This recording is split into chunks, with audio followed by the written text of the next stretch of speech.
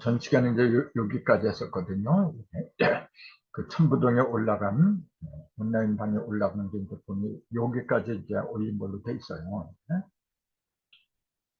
그래서 지금 우리가 이야기하고 있는 게 뭐냐면 8개월 갖다가 좀 자상하게 공부하고 싶어서 지금 보고 있는 거거든요.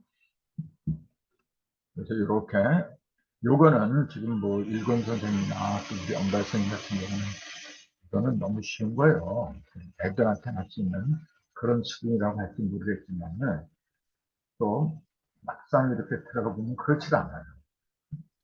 그래서 중복되는 것 같지만은 일권천하고 팔권지가 이렇게 일권천, 팔권지가 바퀴돌 이야기한 거거든요. 이렇게 서로 이렇게 맞이하고 있다는 건 뭐냐면은 얘기 전에 했지만은 이건 전부 다 양으로만 돼 있고 이건 전부 다 음으로만 돼 있어요. 여기에서 그 양으로만 이루어지다 보니까 뭐가 부족하냐면 음이 하나도 없어. 그 음이 절대적으로 필요한 거예요. 그래서 순양과 가장 잘 맞는 짝은 순음이 될 수밖에 없는 거죠. 그래서 복희도는 이렇게 서로 이상적인 짝으로 맺어질 수 있는 걸 이렇게 마주보게 했어요. 요것도 요 짝이 뭐냐면 요거지. 이렇게.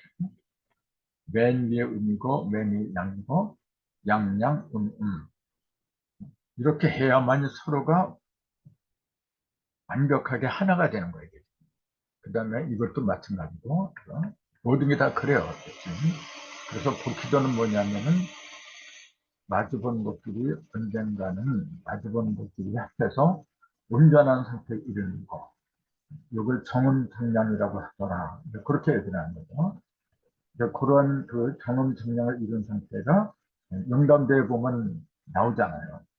이제 건하고 곤이 서로 자리가 뒤집혀서 일루 건이들하고 일루 곤이들하고 그다음에 이 자리는 여기 태제지만은 태소녀가 들어가지만은 영담대는 이 자리로 장녀가 들어가요.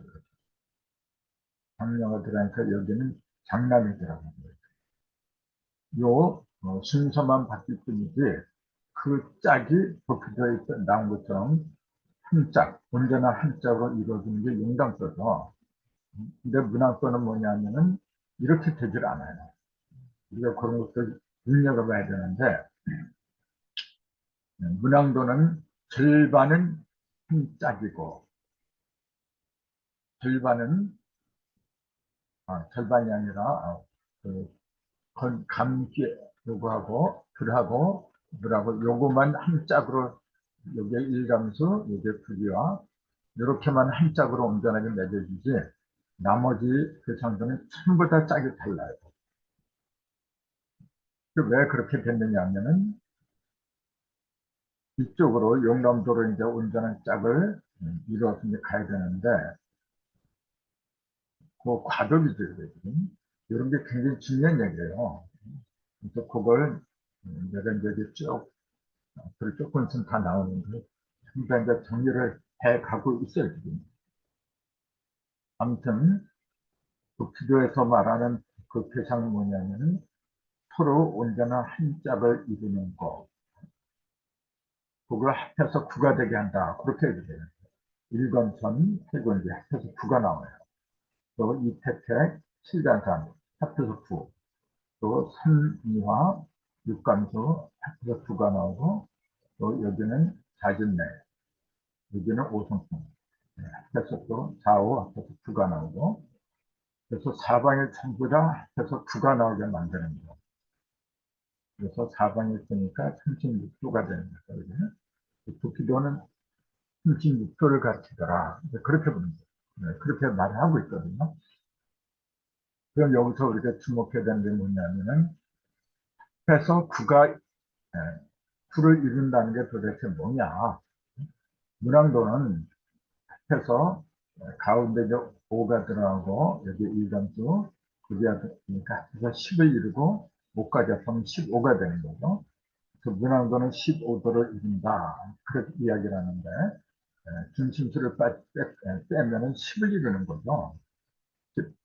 도쿄도는 합해서 9를 이루는 거고, 문양도는 합해서 10을 이루는 거고, 용담도는 합해서 중간까지 합한 18지만은 중앙에 육설을 빼버리면 합해서 12를 이루는 거예요.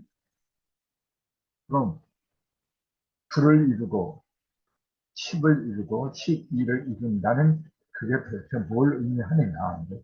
이런 게 기본 중에 기본입니다.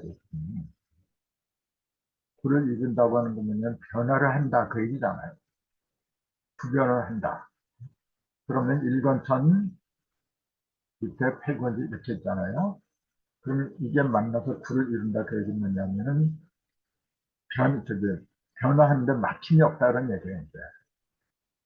변화라고 하는 거 움직임을 말하는 건데 언젠간 둘이 만나서 아무런 그 막힘이 없이 장애가 없이 자유자재로 움직일 수 있는 상태가 돼야 돼요.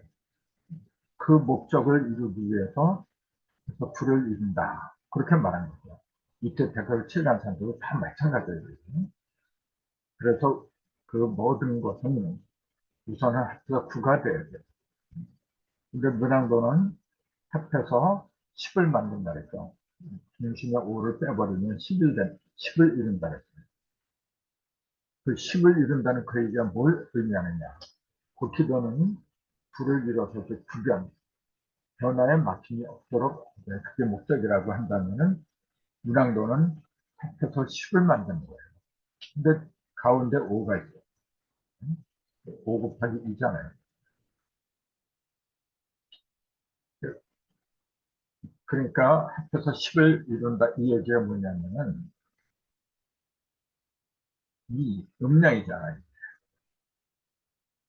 5는 오행이고 오행은 구변의 중심수라 했잖아요. 변화의 중심이라 했잖아요. 변화의 중심에 있는 중심에 그 곱하기 2는 뭐냐면 양옆으로 벌어진다. 2배로 벌어진다 그 얘기잖아요. 변화하되 그 고키도는 그냥 변화하는데 이제 초점을 맞춘 거고 문항도는 뭐냐면 변화를 하되 어떻게 변화를 한 거냐면은 오행이 짝으로 변하는 거예요. 이거는 지금 그런 게 없어요. 오행이란 개념이 저기는 없어 지금. 그냥 천지가 합해서 구별을 한다. 그런 개념만 있는 거지. 여기서 뭐냐면은 보다 더 이제 디테일하게, 세밀하게 이제 음량이 오행으로 벌어진다. 이제 그 얘기죠. 그 다음에 용담도는 뭐냐면 합해서 6 곱하기 12 합해서 10인데 중앙수 6까지 더하면 18이라 했잖아요. 2, 6, 12 요거는 5, 20이고 요건 2, 6, 12를 이루는 거라. 요거는 오행이 음량으로 이제 벌어지는 거고 그 오행이 음량으로 벌어진다. 그 얘기는 뭐냐면은 뭐 금이 양금, 음금 이렇게 벌어진다. 그런 얘기고 요거는 뭐냐면 6이 짝을 이룬다. 그 얘기예요. 이거는. 5하고 6의 차이가 뭐니? 요거는 짝수의 중심이고 요거는 홀수의 중심이라고 했거든요. 짝수의 중심 곱하기 2. 요건 뭐냐면 정음정량을 말한다. 그렇게 하는 거거든요. 6은 1000 곱하기 2잖아요. 천지인에 들어있는 음량이 천지인에 들어있는 음량이 2야. 그게 6인데 그것이 이제 짝을 이뤄서 12로 벌어진다는 게 그 얘기잖아요. 그러니까 요거는 뭐냐면 변화를 위주로 한 거고 변화를 위주로 하는 게 10. 그 10첨가는 말한 거라 이거예요. 사실은. 그 다음에 용담도는 10의 지지를 말한 거예요. 10첨가를 말했다는 얘기는 뭐냐면 음량이 오행으로 벌어지는데 그 하늘을 위주로 벌어지더라. 하늘에서 본 거야 이거는. 문항도는 하늘을 위주로 한 거예요. 용담도는 하늘의 뜻이 땅에서 이루어진 걸 위주로 하는 거다. 그런 식으로 이제 정리를 정리가 돼야 되죠. 근데 이런 정리도 사실은 간단한 게 아닙니다. 생각을 하고 하다 보면 정리가 되니까 이렇게 얘기가 되는 거지. 정리를 하지 않으면은 안 돼요, 이게. 내 체험상 그래요. 아무리 자기가 머리가 뛰어나고 통찰력이 있다고 해도 정리를 하지 않으면 안 됩니다, 여러분. 그래서 이제, 그리고, 따라서 눈에 보이는 겉모습만으로 생각을 따지는 건 절대 금물이라고 할 수 있으니 그 이면에 들어있는 무형적인 변화의 실상의 구변의 상태를 더 살펴봐야 한다. 그러니까 곤 이렇게 얘기를 하는데 대개 이 사람들은 하늘이 높고 하늘을 좋게 보고 땅은 나쁜 걸로 봤어요. 이렇게. 그래서 요거는 남자고 여자, 남자는 남존 여비 이제 그런 식으로 본 게 요게 양은 좋고 음은 낮은 거다. 그런 식으로 선과 악의 잣들을 들이댔던 거죠. 이게 지독히 잘못된 거예요. 그래서 지금 우리가 살고 있는 부천의 가면 갈수록 뭐냐면 이런 낡아빠진 사고방식을 버려야 되잖아요. 요것도 귀하고 요것도 귀하고 다 귀한 겁니다. 그래서 여기에 없는 게 이 속에 있잖아. 이 속에 있는 게 또 이 속에 있는 거고. 그래서 현명한 사람은 내가 부족한 걸 상대방한테 취하는 겁니다. 부부가 진짜 현명한 부부는 뭐냐면은 이것처럼 만나야 돼요. 서로가 모자란 걸 잘 알아야 돼. 내가 뭐가 부족한데 저 사람이 이상한 걸 갖고 있구나. 그런 걸 찾는 게 짝을 찾는 거야, 원래. 그래서 내가 부족하고 부족한 걸 갖고 있는 게 어떤 상대방인지 알려면은 첫 번째 사주를 보는 겁니다, 여러분. 나는 사주니 뭐니 철학 같은 걸 별로 중요시하게 여기진 않잖아요. 하지만은 중요한 거죠. 이걸 왜 중요시하지 않았느냐면은 세계 사주하는 사람들이 돈을 벌기 위한, 먹고 살기 위한 수단을 하니까 그래서 내가 못마땅히 한 거지. 사실은 그렇진 않아요. 알 건 알아야 돼. 내 사주를 이렇게 보니까 뭐가 부족하더라? 그럼 나하고 맞는 짝은 내가 없는 걸 갖고 있는 짝이 나와야 돼. 그런 걸 바로 보는 거예요. 그래야만이 아까 권하고 곤이 서로 모양만 봐서는 서로 반대예요. 상극이잖아요. 극과 극. 전혀 맞지 않을 것 같은데 역할에서 추구하는 거 뭐냐. 이 둘이 만나는 거예요. 결국은. 그래서 이제 국회도에서는 위에 하늘이 있고 밑에 땅이 있잖아요. 이렇게. 그래서 이걸 어떻게 하냐면 위에는 양이 있고 밑에는 음이 있다. 그래서 천지 개상을 이렇게 이야기하잖아요. 천지 비. 이걸 안일 부자로 읽는 사람들이 있는데 낚일 비자예요. 이게 비하고 부하고 발음이 두 가지로 나온다는 것도 알아야 되거든요. 근데 이제 인터넷상에 들어가면은 천지 부로 풀이한 사람들이 많아요. 이거는 안일 비자고 이때는 안일 비자가 아니라 낚일 비도 부어야 돼요. 양지가 신양이니까 위로 뭐 올라가잖아요.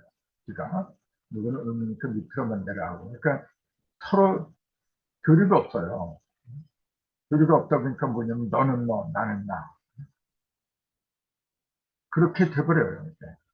그 용담대는 이쪽으로 권이 들어가고, 이렇게 밑으로는 권이 들어가잖아요. 지천태가 돼버려요. 똑같은 권과 권이 만나지만은 용담대에서는 이게 지천태가 돼요. 그래서 태평성대를 이뤄요. 이 태자가 큰 태자잖아요. 여기서는 막혀버렸지만은 여기서는 크게 소통을 한 거라 이게. 똑같은 권이지만은 어떻게 쓰느냐, 어떻게 그 위치를 차지하느냐에 따라 이렇게 달라요. 그래서 우리가 24개를 제대로 공부하면은 이런 이치가 다 보여요. 그래서 어떤 일을 할 때도 지금 내 입장이 어떤 상태라는 걸 이제 괴상으로다가 그릴 수 있어야 돼요. 그래야만이, 내가 지금은 잘 안 되지만은 어떻게 뭐가 하고 뭐하고 이렇게 만나도록 또 유도를 해야 되는구나. 그런 요령이 생기잖아요. 그럴 적에 비로소 구별을 하는 거야. 아까 말했잖아요. 막힘이 없는 변화를 해야 돼요. 그러면은 상대방이 어떤 대상에 처해 있는지, 또 내가 일을 하는데 내 처지가 어떤 대상이고 어떤 대상을 만나야 되는지, 그런 게 가늠할 수 있어야 돼요. 여러분. 막연하게 그냥 때가 되면 되겠지. 그렇게 하는 거하고 그 때가 올 수 있도록 말이죠. 물기를 터놓는 거하고 차원이 다른 거죠. 가만히 나무 밑에 들어놓아서 입만 벌리고 있는 거하고 올라가서 따는 거하고 전혀 다른 겁니다. 이게. 그래서 모든 이치는, 모든 사물의 이치는 거저되는 게 아닙니다, 여러분. 내가 한 만큼 내 눈에 보이고 능력도 생기고 있는데 그런 거죠. 아무튼 팔견은 궁극적으로 자신의 짝과 만나야 구별을 하게 된다는 걸 말해준다. 구별이라 하면 중심과 팔방에 아무런 막힘이 없이 통한 상태를 가리킨다. 중심하고 팔방 이렇게 돌아가잖아요. 중심하고 팔방. 중심에서 이쪽으로 가도 되고 이쪽으로 가도 되고 어디든지 다 막힘없이 통해야 돼요.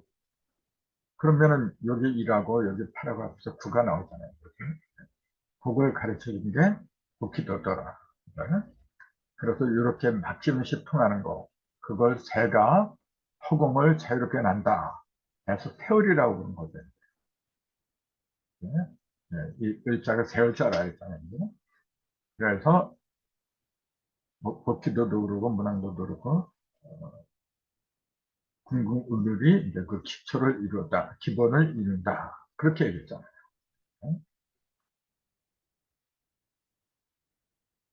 그래서 이제 자세하게 또 설명이 나오겠지만, 예를 들자면은, 도키도 1번 편, 밑에 태, 흥미와 각인내, 이게 하늘이고, 5, 그다음에 6, 7, 8, 이게 땅이라 했잖아요. 땅은 전부 다 맨 밑에 태가 음으로 이루어졌다는 거, 이렇게. 양은 전부 다, 하늘은 전부 다 양으로 이루어졌다는 거. 이게 이제 기본이라 했잖아요. 요것도, 요게 아버지고, 그다음에 요게 장남이고, 요게長남이고, 이게 소남이다 했잖아요. 아들들을 가르친 거죠. 숫자로 말하면은 1, 2, 3, 4, 5, 6, 7, 8 이렇게 해야 되잖아요. 그러면 여기서도 남자들끼리만 한번 물어보세요. 아버지에서 맨 첫째 장남한테 이렇게 가. 이렇게 가고, 그 다음에 둘째 아들한테 가고, 그 다음에 셋째 아들, 막내로 이렇게 가요. 그러면 이렇게 해서 세월자가 이루어진다 그랬잖아요. 딸도 마찬가지죠. 이제 어머니가 여기 있고, 이게 팔고 이제 엄마, 이게 이제 오손풍 장녀, 이제, 그 다음에 여기 중녀, 이게 소녀, 이렇게 해야 되잖아요. 이것도 똑같아요. 이렇게 하면 또 하나의 세월자가 이루어진다. 이것이 태열의 기본이다. 그렇게 얘기를 한 거거든요.